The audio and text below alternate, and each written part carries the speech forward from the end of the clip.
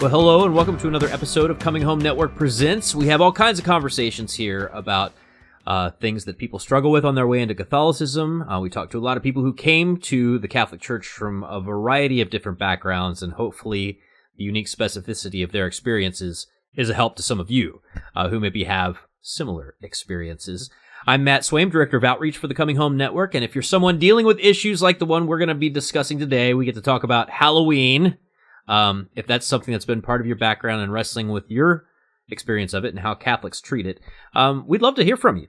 You can get into our online community, which is community.CHNetwork.org. And of course, if you want to make sure that this and everything else that we offer to our viewers and members and those who seek us out is free, then please go to CHNetwork.org/donate. All right, so this is going to be a fun one today. I know I say that all the time, but this is going to be a little bit wild. This is our Halloween episode. I probably should have worn something orange. Maybe should have dressed up for this. I did not. I do have Thriller in the background. That's the best I can do for right now. But my guests today are both former Baptists, and like me, were not really down with the Halloween thing as kids. We've got Sam Guzman from The Catholic Gentleman. He is the founder of That Great Apostolate. Many of you probably familiar with his work. Bo Bonner is... he does a whole bunch of things, but my special affinity for him comes from his work on Iowa Catholic Radio and The Uncommon Good, his radio show, because I love me some radio. But, gentlemen, welcome to the show. Yeah, thank you. I should have dressed up too, but they don't make Halloween outfits that big anymore.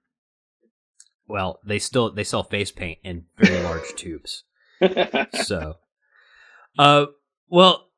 this question of Halloween is one that, depending on how old you were in the 80s or maybe even early 90s, was a very volatile question. And people can find out your own journeys to the Catholic Church in more detail, your narrative arcs. Bo, yours is up. Sam, you just recently recorded one. It hasn't aired yet, so people can hear the whole piece of your story. But I'm going to start with you, Sam, because you went to Bob Jones University, and if people don't know much about that strain of the Baptist world, let's just say that Halloween is not like their highest holy day. So how did you celebrate or not celebrate Halloween growing up? Growing up, it was just something we completely ignored as a family, or maybe if we were at Walmart and saw the Halloween decorations, it was something that we thought was, disgusting or, creepy or celebration of evil. And I don't really have too many memories of doing anything for Halloween as a kid, other than we made sure the porch light was off. I remember my mom one year putting a cross on the door and putting a bucket of tracts out to kind of ward off any would-be trick-or-treaters. And I remember watching trick-or-treaters come up to our door, ring the doorbell, and then walk away disappointedly. And thinking, with a kind of air of moral superiority, those poor lost souls, out trick-or-treating and celebrating evil. And so that was kind of my memories of it. It was just either something that we, A, outright ignored, or B, like actively resisted or condemned. And of course, being a good Baptist, I came across from time to time the dreaded chick tracts, with evil pumpkins and goblins and things like. Yes, exactly, yeah. I was wondering when you said you passed out tracts. That brings back memories, warm and fuzzy memories. So, and not only that, I used to be on the mailing list for Chick Publications, and one of their biggest times that they would send you out stuff is Halloween, right? So I have like these promo things of like, when they say trick or treat, what would Jesus do? Learn the answer inside. And these are the options. I'm just going to read this because you're going to find this fascinating. And this kind of gets to a little bit of the range of how we variously experience Halloween. So would he A, what would Jesus do? Would he A, run off to church and ignore them so he could fellowship with other believers? Would he B, stay home but turn off all the lights, looking at you, Sam, and hide back in the TV room? Or C, would he use this once-a-year opportunity to share his love with these precious lost souls? So that's the Jack Chick method. So you were a mix of those things. Or D, things, all of the above, right? Yeah. Yeah. How about you, Bo? Because I know that you were not as walled off from the world as Sam, but I do know you had some interesting experiences of Halloween as a Baptist from Oklahoma. Yeah, I mean, I think we did Halloween kind of like we did dancing. You weren't supposed to, but everyone was really good at it. And so, I don't know if you'd brag about it on Sunday, but I probably was winning awards for most times as G.I. Joe for Halloween in the 80s. But what I think is interesting is right around the time I'm starting to remember Halloween is when they're trying to figure out ways like, okay, the culture's going nuts about Halloween. All the scary movies like Jason and Freddy Krueger, all that stuff starts getting big. So there's the big gambit about how do you go out and get people, tricking them into thinking they're going to a normal Halloween thing, but really we're going to evangelize like that, like the track was saying. And so I remember the sort of very beginning of Hell Houses, which I think is, yes, like that sort of special mix of 80s earnest evangelicism mixed with people who, it's like the Christian rock that started, right? Like, why should the devil have all the fun? Well, that sort of trickled over to Halloween too. So we're like, maybe we can scare the hell out of people, literally. And man, some people started going hog wild on that one. Yeah, so there's actually, in research for this, I think I might even showed Sam this when he was out to tape The Journey Home. There's like a documentary out there about hell houses, right? And there's various takes on how this can work, but you basically trick out your church basement and you invite people in, and, these teenagers at the beginning get in a car wreck and die, and they go to hell, and then they come back, much like the rich man came back appealing to Lazarus, and yell at the Christians for how come you could have saved me from this and you said nothing to me, and now I'm burning in hell and it's your fault. Right? I mean, these are jarring things. I don't know, like, if that was the tack that your hell houses used, Bo, or was there a mix of other things going on, or what was it? Well, I mean, I always think it's great when pop culture accidentally remakes Dante's Inferno, even if it's a little lo-fi. I really think you have this idea where you get older folks who are like, okay, let's just admit it. People are watching all these movies. And so then you have people who were like, this is going to be their moment where they wish all this time they could have the blood and guts and the gore with the other kids, but they've been told no. And so it's like one shining moment, right? You get to do this for the Lord. And so, yeah, it really depended on who you had locally and I guess how much makeup talent they had. But yes, the car wreck one is sort of like the gold standard, and I think people went off from that. To me, what's interesting about that is it goes to show you how didactic a lot of this was. So funny enough, it was Halloween's problem was how symbolic it was. And so you see, like you said, the chick tracks like misunderstood what the symbols all meant. So funny enough, the Hell House for these people's minds was to make this like rational again, right? Okay, well, we'll do the Hell House and we'll ask what they learn. What do you learn from Halloween? It's funny though, of course, like we were making the joke that of course this is a long history of sort of symbolically reminding us about death, about like laughing at the demons, all of these things like this. A very rich intellectual history, but in the 80s sort of reinvented as flat as possible. Like if kids don't go out of the Hell House crying because they realize how bad hell is, you have to lay it on that thick. You can't trust someone to sort of show, not tell them. And there's another layer of this that we can possibly get into later, but this blood and guts approach to the Hell House, shock factor to get people to believe and to take seriously like the actual reality of hell, which we all still believe in, by the way, is happening in these churches that don't have crucifixes on their walls, right? So there's a piece of this too that's in the puzzle. But just to share my own experience, so I felt like a total loser when I was trying to find people to do this episode with, because I was reaching out to all the fundamentalists I know who are now Catholic and all the former Pentecostals and all these former Baptists, and I was like, hey, I'm looking for these people who were not allowed to celebrate Halloween and who had to dress up in their baseball uniform instead of an actual costume when they went to public school that day. And, people like me who had to sit out in the halls and color pages while everybody inside the classroom was watching The Great Pumpkin on a VHS and a TV that they rolled in from the library. Like, And everybody was like, sorry, man, I used to trick or treat, and my family didn't have a problem with it. I'm like, I must be this complete and total loser, right? But at the same time, I have really cool memories from that era in my family.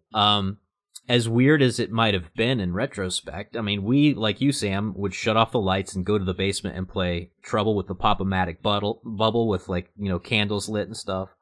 And then I do remember also my parents were, you know, key organizers of this harvest party thing that we would do, which is like food and fun and games and skits. And my parents had this really awesome skit where, you know, my dad would stick his hands through the bottom of this like long shirt and put them in shoes. My mom would stick the arms in through the back of the shirt and the holes, and they'd do like this little, like the dwarf routine of Tim Conway for the whole church. I have really great memories of some of the things that we did, but we all kind of have these varied experiences, and I think the thing that we all had in common is that we didn't really know what to do with this day on the calendar that, at least in our experience, was this secular high holy day of blood and guts and witches and goblins and vampires and Freddy Krueger and Jason and Mike Myers. So,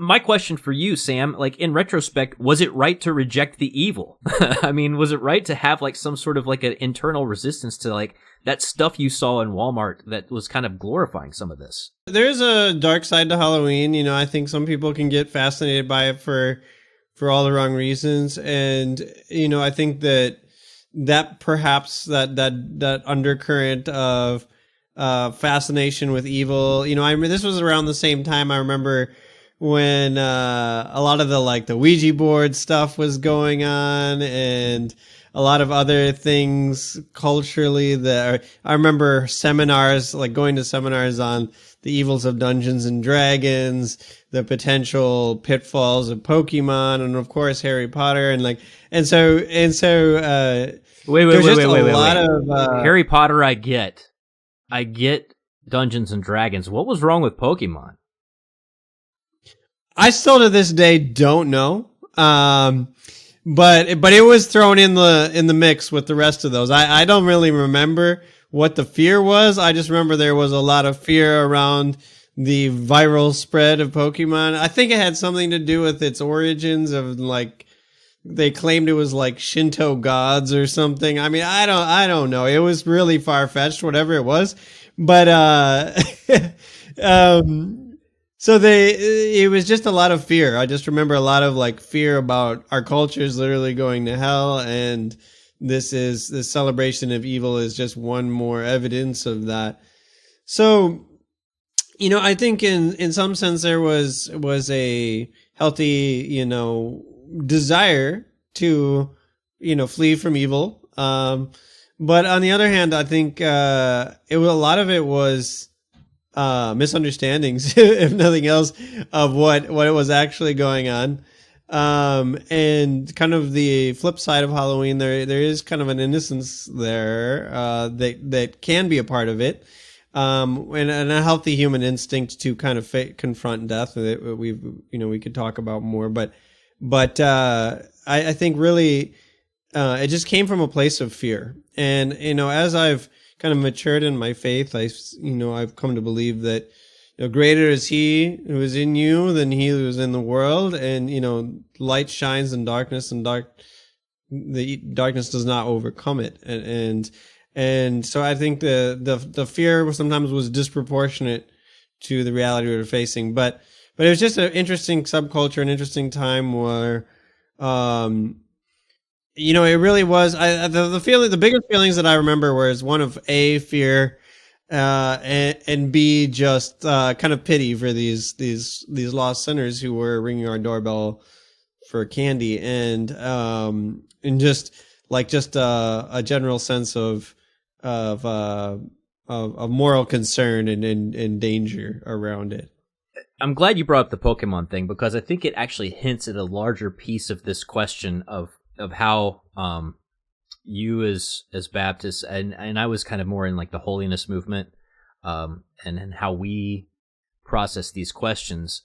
So the evil was real. There's like no question that glorifying certain things is just straight up evil. I mean, there's just, right? And we can get into the difference between depicting something and glorifying it perhaps later on. But I think sometimes, at least in my world, and, Bo, you and I think, are around the same age, so I don't know if this was a phenomenon in your world, but I remember very clearly that one of the main things that, when people were like, well, why don't we celebrate Halloween around here in this church, people would hand them a tape by a guy named Mike Warnke, who, if you don't know, is a Christian comedian, and this is a very odd mix of things that he was involved in. So he was a Christian comedian, but he also claimed to have been a former satanic high priest who had this big conversion. I do and remember this. Yeah, you bring so back yeah, memories. so we do this. I remember listening to this tape, right? And it's terrifying. He's like, this is what we do on Halloween in the Church of Satan when I was a high priest. And he's talking about women being impregnated just so they can give birth to babies who could be sacrificed and stuff. And these horrible, horrible things the high holy day of Satanists and black masses. I didn't even understand what a mass was, so I wasn't sure what this meant, right? I just thought it was like a satanic worship service.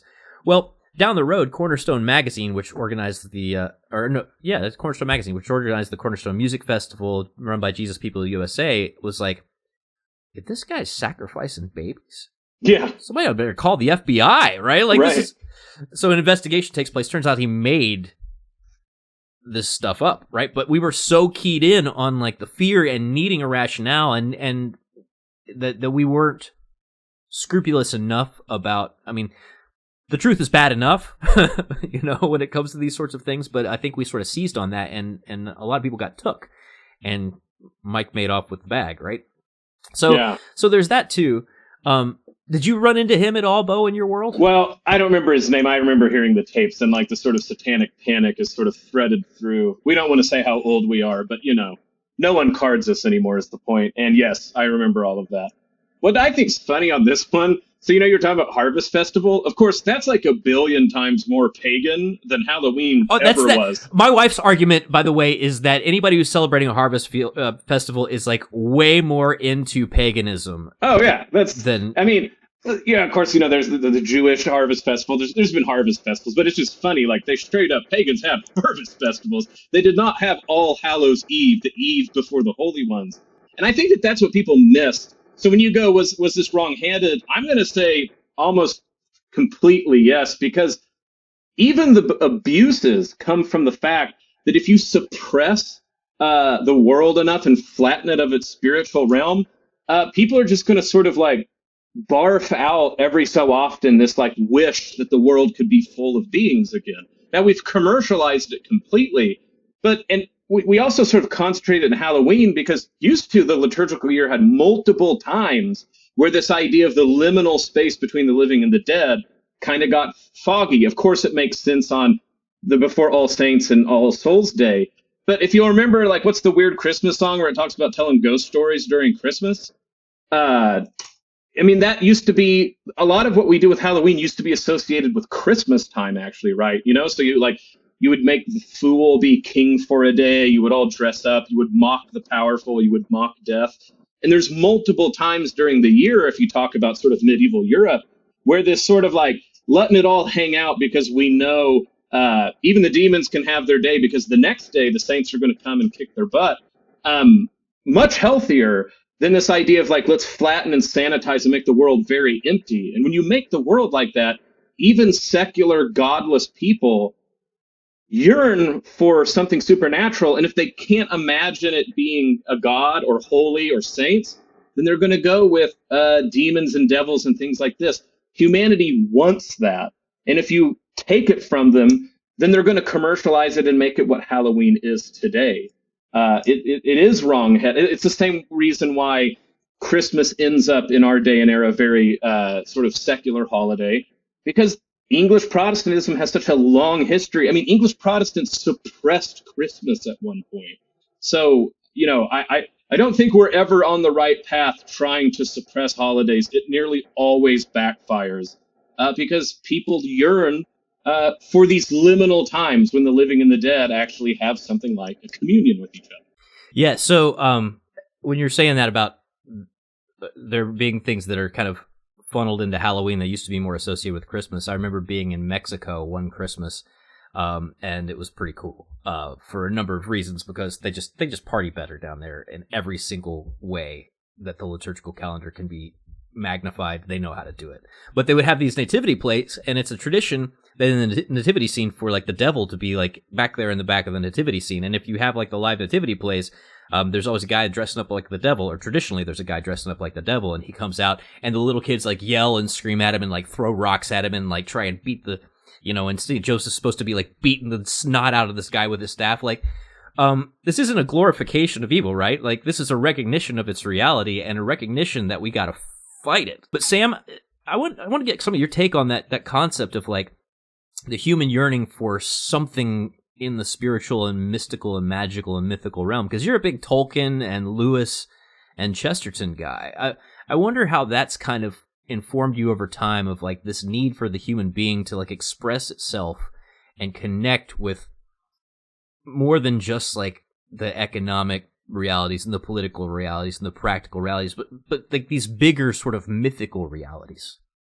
Yeah, absolutely. I mean, human beings are liturgical beings, in the sense that we seek those patterns that are kind of reflected in the liturgy. So, for example, in ancient times, a lot of it was connected to the cycles of the year.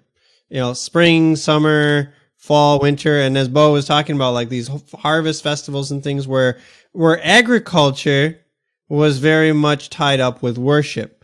In fact, the word agriculture has the word cult in it, which means not cult as in like, strange cults, but cult as in worship. And so there was a tying together of the human experience of the supernatural bound to the cycles of the natural world. And so a lot of these festivals and celebrations that human beings came up with were tied to the rhythms of the year.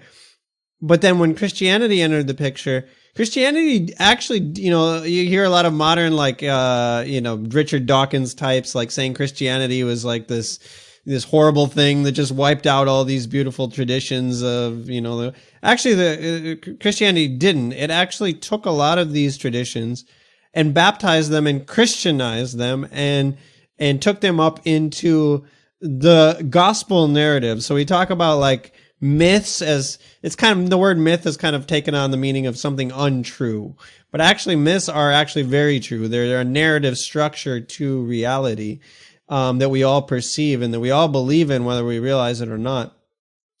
But Christianity took these pagan festivals and took them into the kind of the bigger myth or narrative of the Gospels and the story of the redemption of all creation.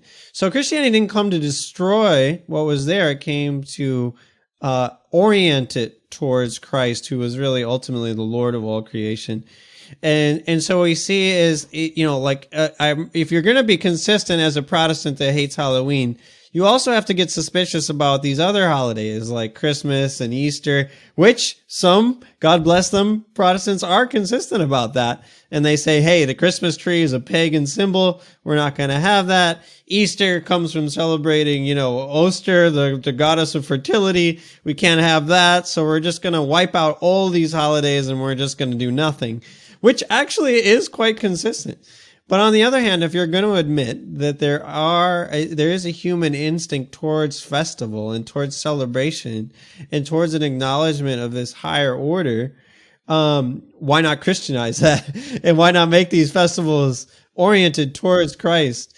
And that's really what all of these holidays do, including Halloween, properly understood, is about the communion of saints. It's not ultimately about a celebration of evil. It's about an acknowledgement of our union with those who are in heaven and our communion together. So, but I don't know if that answers your question, but really this idea that we have this like mythical framework that we view, through which we view the world, and Christianity is really taking some of these festivals that were very just natural human instincts and taking them up into the bigger story of redemption history. My favorite joke about that is I think it was on Twitter, someone was like, "You Christians, all you do is steal pagan holidays." And someone's like, "Yeah, and if you don't stop mouthing off, we're going to take Toyotathon too." And I thought that was pretty good. Yeah, well, that's you could joke about that, but like, let's think about this. So what is one of the most enduring Christian symbols in the most Christian of national traditions? Ireland, right? It's the Celtic cross. Well, if you look at it, the Celts worshipped the sun, and St. Patrick said, "I see your sun, I'll slap a cross in front of it," right? So you know who's really the true sun. And so here we have this symbol that people don't realize is the sun, but the cross is like in front of it, imposed upon it, as if to say, you were looking for God, and I am putting him directly in front of you, right? I mean, this is the way that the church looks at these things, kind of throughout time. But there are some other crazy things I want to get to with you all while I've got you. Related to this whole question of Catholicism, Halloween, your Baptist roots, my holiness roots. And that is this idea of how... So this doesn't apply across the board for all Christians, right? So there are a lot of mainline denominations that have kind of a more progressive and sort of materialist view of the world, right? They don't take spiritual warfare like super serious. You guys as Baptists did, right? I as a holiness person did. The Catholic Church very much takes the reality of spiritual warfare very seriously. So much so that in all those horror movies that you mentioned, right, and all the vampire movies and the Exorcist movies, right, even Hollywood, secular Hollywood knows, and this is, something that some of my people who work in film reviewing, like to say. Listen, when your uncle gets possessed by a legion of demons, you're not calling Pastor Bob from Harvest Community Fellowship. It's not going to happen, right? You're going to call the Catholic priest. They got the nuclear option for you, right? They got the power of Christ, which compels the demon. In Catholicism, right, we don't take the Twilight approach to vampires where you're like swooning over them, you fall in love with them, you eventually want to be like them. No. Vampires are not meant to be fallen in love with. Vampires are meant to be sent back to the hell from whence they came by the power of the crucifix being pushed in their faces, right? Like, this is like a thing that the church takes seriously. So I wonder if maybe either one of you could comment, well, I'll start with you, Bo, on just how seriously the church takes the reality of evil and its responsibility to fight it with everything she's got. Yeah, this is actually very interesting from like my family history than where I end up. My family ended up being Southern Baptist because in Oklahoma, that was the more intellectual choice than what some of them were up to. You were talking about the holiness tradition. We had like straight up like snake handling Pentecostal type family, right? And so when my grandparents start going to the Southern Baptist Church in Oklahoma, they're kind of going to a more, not disenchanted, but like settled down. Like we could, at one point, everything was my great grandma, you couldn't send her money because she'd send it to Oral Roberts. You could only give her food if you wanted her to eat. So, becoming a Baptist was actually settling down and trying to live a more normal life. So it's interesting when you start seeing this about horror movie stuff. Like, has anybody ever read actually Dracula by Bram Stoker? Or you look at some of these old things, it's a lot of the English Protestants really trying to come to terms with Catholicism and not really knowing what to do with it. And so they're so worried about its sort of exoticness, its ancientness, that you kind of make a cartoon image of it, and that's really where the horror genre begins. And so what I think is interesting about this is if you could go in a time machine into the 80s and talk to my family members, surely one of the things they're worried about is like the devils and the demons and that this stuff is not good. But I think part of it is that they're really kind of worried about the Catholic adjacent imagery in a lot of this sort of stuff, right? Like Catholic aesthetic, rather. Yeah. Oh, yeah. Say? Yeah. Yeah. The idea that like a priest is the one and that he needs to say prayers and that there's like authority to bind demons and it ends up somewhere.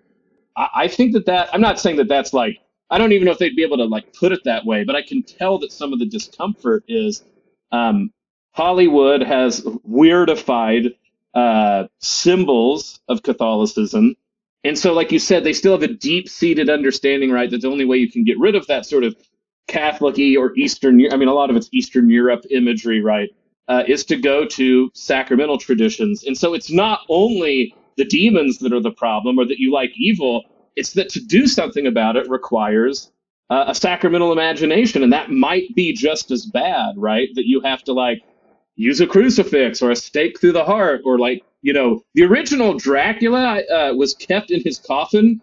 This is, you know, not correct way to do this, but in the book, he has to put hosts on top of Dracula to keep him in the coffin. The person has to literally, who gets Dracula back up, if I'm remembering right, opens the coffin and takes the hosts off so that Dracula can reanimate, right? And you imagine a bunch of, like, Anglicans talking about this in the 1800s, early 1900s. You can see where the horror genre comes exactly from sort of Protestants not quite knowing what to do with Catholics. Yeah, that is an interesting point. Sam, did you have anything to add to that question of, you know, maybe this way that the Catholic Church really does take it seriously? Yeah, I do think it is interesting that one of the main accusations around Catholicism during the Reformation was that it was essentially pagan, and you know, being accused of popery or being a papist was you know, almost as bad as being accused of being a witch or something like that, because, you know, hey, you've got relics, you know, you've got holy water, you've got, you know, these beads that you carry around, you know, you're praying in some strange language. I mean, it all sounds kind of weird to Protestant ears, and so there's this idea that the Catholics essentially are pagan. Is an accusation that's kind of lingered for centuries since the Reformation, and that's all bound up too with celebrations like Halloween, and so I would just add though too that, you know, there is a danger of a fascination with evil, and it does disturb me sometimes when Catholics too, like, we turn to the exorcist as the only authorities on the spiritual life. And I've seen some Catholics, like, out of a fascination with exorcism, going down this path of, like, being fascinated by demons and acting like demons are the only spiritual forces that are actually real. And sometimes we can lose sight of the fact that angels, there are good supernatural forces as well. And I think the best thing that we can do is to draw our attention to the good, and yet Halloween isn't about stoking that fascination with evil. It's actually about taking it with the lighthearted perspective of seeing it in the bigger story that's going on of redemption history, and that Christ is capable of casting out these demons, and that they are ultimately subject to him, and can't do anything that he doesn't give them permission to do. And I just remember the story of St. Teresa of Avila, like, being woken up in the middle of the night by a devil, you know, cracking his whip and, you know, roaring at her, and she just rolls over and just says, you know, oh, it's just you, and just turns over and went back to sleep, and there's no fear there whatsoever. And I think that's how we should live our Christian lives. I think that that's a great way to put any of these questions, like, oh, should we celebrate Halloween, or how does this work? To cite someone who's Catholic that people don't often realize this, but Marshall McLuhan, when he says the medium is the message, he actually has this very important point to make, that the message, which is the content, makes sense embedded in different contexts. It's a very Catholic thing to understand. So you get even the earliest patristic authors, right? The Sermon on the Mount and the Sermon on the Plain in Matthew and Luke, for instance, are very similar, but they'll actually interpret them as, like, saying not different as opposed, but, like, getting at different things, because they go, well, this Sermon on the Mount, the mountain is redundant of Mount Sinai, the new law, and it's royal and regal. The Sermon on the Plain is horizontal and it's inclusive of everyone. So they'll give reason that because the nearly same message takes place in a different medium or context, that it's speaking to us even more and more. Halloween, anything like this, it's the same thing. If you take that content and you just dump it into the sort of sterilized, empty world of modernity, I can understand why Halloween looks like it's glorifying evil and is very problematic.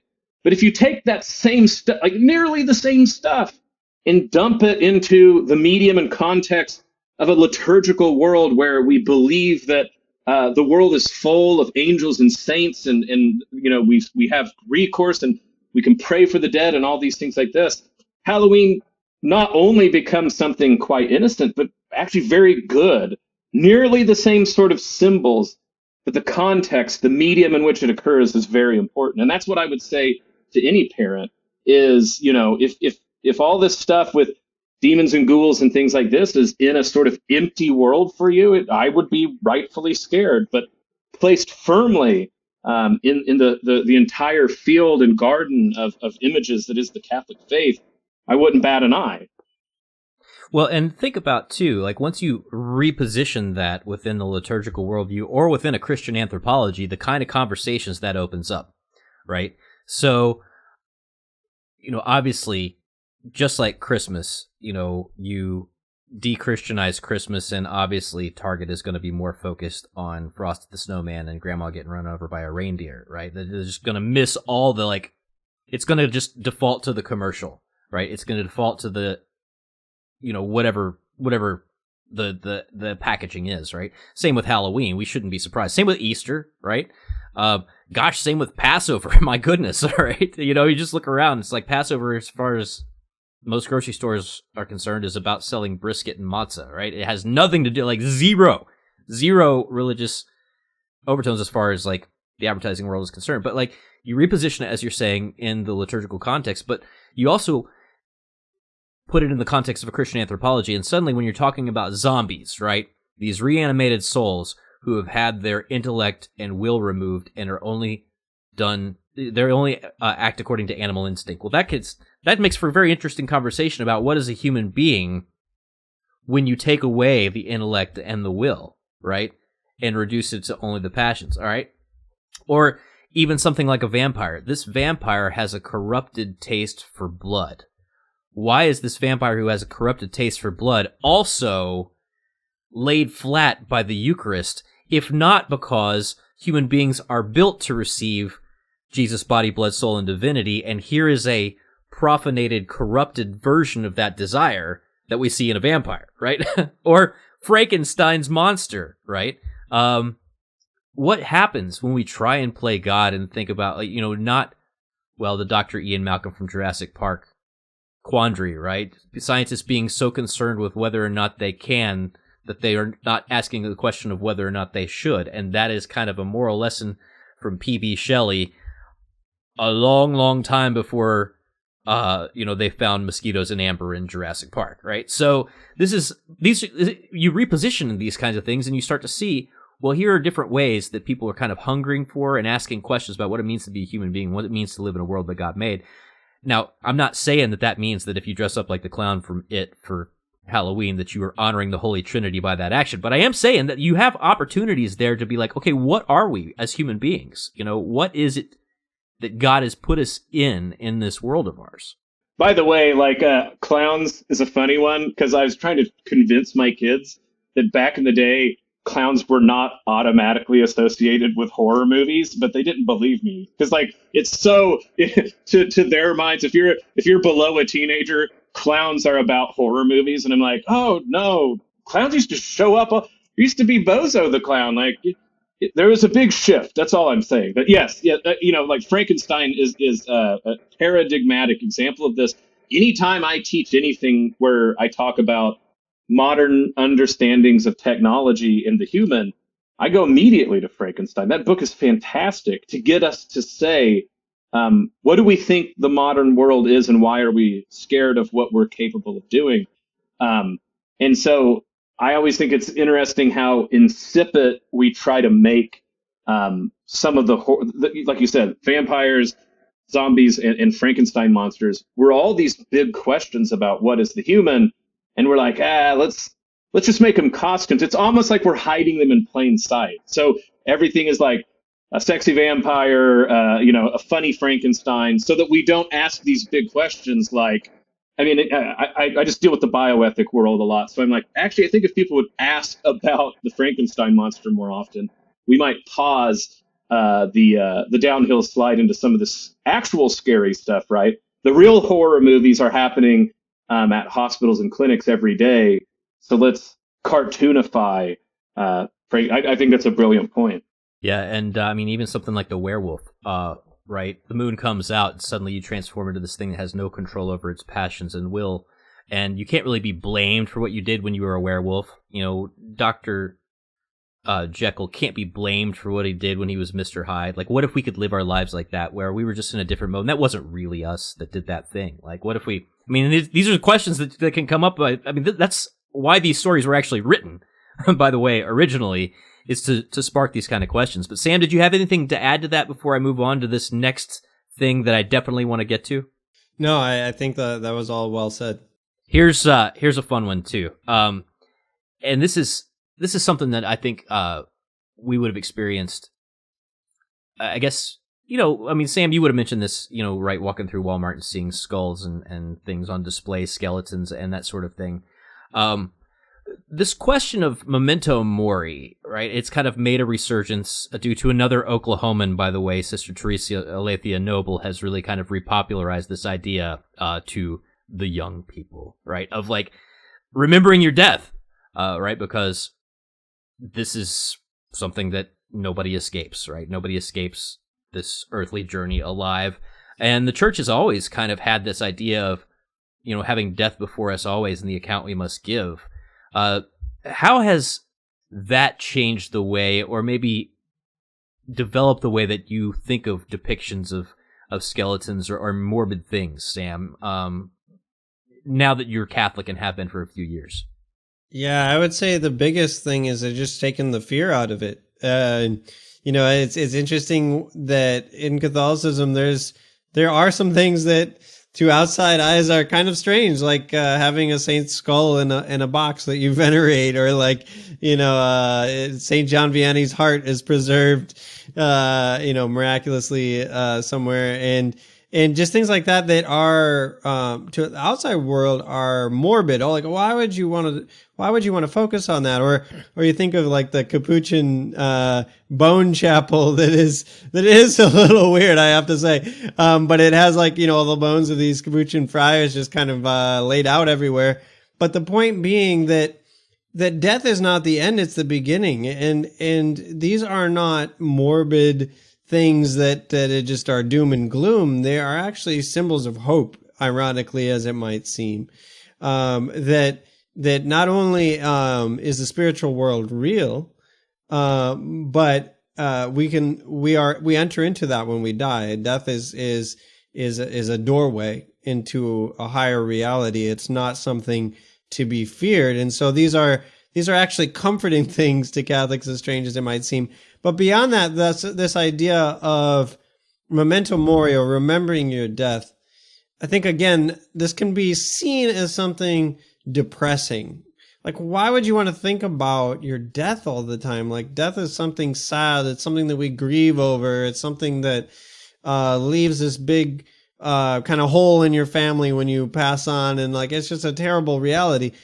But again, from a Catholic perspective, we're seeing reality with different eyes and different values and a different orientation that is eternal in scope and not temporal. And so recognizing that your time on this earth is finite gives a new intensity to life. Yeah, I love the lives of the saints aspect of this question too, because not only do you see skulls and skeletons depicted in Catholic art all over the place, but also it is amazing to me how often you will see a Catholic saint depicted, and they'll be depicted with the symbols of their martyrdom, and sometimes depicted with the wounds of their martyrdom. You know, a great example of this is, of course, Saint Bartholomew, who is skinned alive and is depicted in a few different places, like holding his skin, like sort of draped over his arms like a cloth. Or I always like the example of in Cincinnati, where I used to live for many years, they have St. Francis Xavier Church. It's an extraordinary church in downtown Cincinnati. And in the back, because it's run by Jesuits, they've got one of the great Jesuit martyrs, St. Isaac Jogues, who he came to North America, was ministering to the Native Americans here, and some of them didn't like that. right? And they chewed off his index finger and his thumb so that he could not, celebrate Mass properly. And then he went back and got a special indult so he could then come back and celebrate Mass and minister again before they actually martyred him fully. But if you look at that statue of him, right, his fingers are chewed off, right, on the statue. And there's something about that. What's interesting is that, I come from a punk rock and metal background, and there are people in that world who can't relate to certain aspects of Christianity, but still have a weird fascination with Catholicism and its cathedrals and its art and its martyrdom and its blood and its guts pieces, right? And it's partly because they have that kind of already fascination with death, but they don't have like a way to properly orient it. And so in some ways that is still kind of like it has like an evangelistic power, a beautiful power to people who might have that kind of, they're haunted by this question of death, right? They're haunted by the question of their own death. They don't have a place to put it yet. And by the church being kind of explicit in the way that it talks about and portrays it and depicts it, it sort of, I think, opens the door for a possible kind of conversation with people who are in that world. Yeah, I think that I come from the other heavy metal genre, outlaw country. And you think about how much like those guys, I always loved that Johnny Cash's first compilation 3 CD set was God Love. Was it Love, God, Murder? Yeah, that's what I was getting at. Love, God, Murder, yeah. I got that one. Yeah, and then, you just hear like, Ray Charles and Willie Nelson, 7 Spanish Angels. It's very bad theology, but the sort of like yearning for exactly this memento mori thing. It pervades that. And for me, just like country music losing its way to like where they never talk about death anymore, except in syrupy, sweet ways on the radio. I mean, my family in many ways lived through that. There used to be a memento mori closeness to death, because when you were poor and you lived in the rural areas, you understood what that was like. But the idea that as we all became middle class, you were supposed to put away your country bumpkin ways. And that's like obsession with death is something that you shouldn't get, you're not supposed to have anymore. And so to me, it's an interesting thing to think about becoming Catholic and like raising my kids where we go to cemeteries and pray for the dead. And frankly, they make people uncomfortable all the time, how much they talk about death. I have to tell them to chill out sometimes, actually. But I remember growing up and death never being a problem to talk about. Like people died all the time. I mean, people were unhealthy. People died at work. There became a time when it started to be rude. And I think that is something that's really important. Even you see this like movement in Catholicism itself, where immigrant Catholic communities don't want to be on the outside looking in. And so one of the things they're willing to do is like tamper down some of the stuff that makes them look not middle class. And that gets into sort of things like liturgical practices around the dead and things like this. It's important for us to not be embarrassed of our dead, precisely because at the judgment, those prayers for the dead are precisely one of the things we rely upon most. Like, did we pray for the dead so that they can vouch for us when it's our turn in front of the judgment seat? And, woe to us if being embarrassed in the American story, we thought we should downplay that just to fit in more. Yeah. Well, but even, there are 100 ways to talk about this. First of all, in the outlaw country point, you're talking to a guy who, when I took my son to his first confession, he was singing Mama Tried in the car on the ride over. So I should have worn my Mama Tried shirt. I have a t-shirt. You should have worn the Mama Tried shirt. But the other thing, too, is like, there's just constant complaints about endless violence being shown in movies and video games. But the fact of the matter is that you watch, like I remember watching Obi-Wan Kenobi right before I canceled my Disney Plus subscription, right? And there's this trope in that world and in the Marvel Cinematic Universe and in Rambo even, like that if you're a primary character, you can be stabbed through the stomach with a lightsaber and survive. If you're a stormtrooper, you can die with one punch, right? So surrounded by death, but it's not a death. None of the deaths mean anything. right? Because they're not like real, right? So even in that, we've sort of shielded ourselves, like we're surrounded by death and dying, but it's all like expendable characters. And the church is like, no, you're gonna die, your mama's gonna die, your daddy's gonna die, like you're all gonna die, right? So let's get right with the Lord, because this is an inescapable reality. But I wish we had more time to talk about this. We've taken up a lot of time. Oh yeah, go ahead, Sam. What you were talking about, like Saint Isaac Jogues and just the suffering he went through, and and also just the relics that Catholics have, and like and just this memento mori, and again, I want to emphasize, because I think these things can be so easily misunderstood, that these are profoundly hopeful things. Because what are the facts of human existence in this fallen world? Decay, suffering, and death. These are things that are all going to touch us in various ways throughout our lives. And if you haven't experienced them yet, you probably will at some point. But the profound message of Christianity is hope. That there is something greater than these forces that are at work, these forces of decay and death that are at work in this fallen world. There's something greater. And what is that? It's love. You know, despite that torture that St. Isaac Jogues went through, what drove him to go back to North America?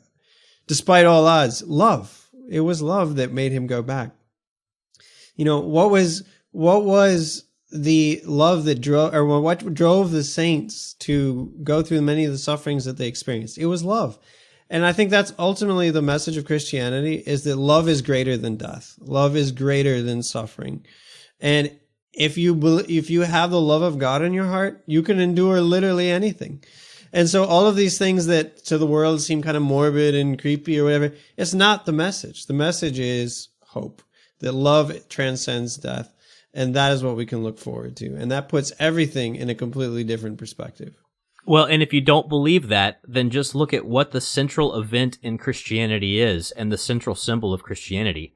It's the crucifix, right? It's the passion and death of of Christ on the cross, which is suffering born out of love, right? I mean, this is the whole thing. This is what the whole thing is about. But man, I feel like we could talk about this for a much longer period of time, and there's a whole bunch of crazy questions I didn't get to, but we at least got to zombies and Frankenstein and hell houses and Jack Chick, so we're mostly covered. Before I let you go, Bo, where can people find you if they want to get in touch and catch up on some of your projects?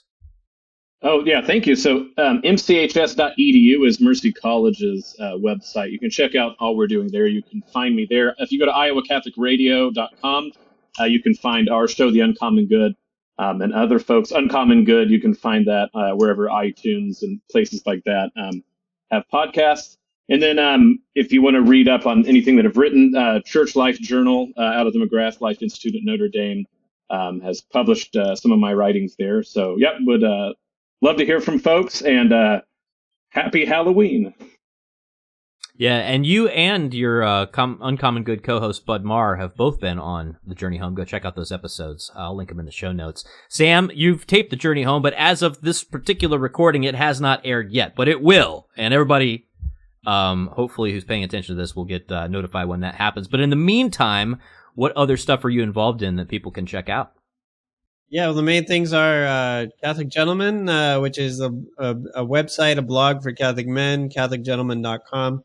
Also, the podcast is a main effort right now. You can find the Catholic Gentleman podcast on YouTube, on any podcast player of your choice.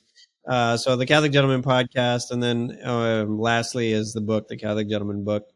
Catholic Gentleman Living Authentic Manhood Today. So those are just the three main things I'm involved in, and check it out. Yeah, you recently on that podcast had our buddy Paul Thigpen on talking about aliens, which is another topic we could have gotten into in connection with Halloween, but we just ran out of time. So yeah, definitely go out and check out Sam's site, The Catholic Gentleman, and Bo's stuff at Mercy College and The Uncommon Good, and all of it, but it's all going to be linked in the show notes. In the meantime, thanks Bo, thanks Sam, have a great day. Blessings. All right, and thank you for listening to this episode of Coming Home Network Presents. I'm Matt Swaim. We'll catch you next time around.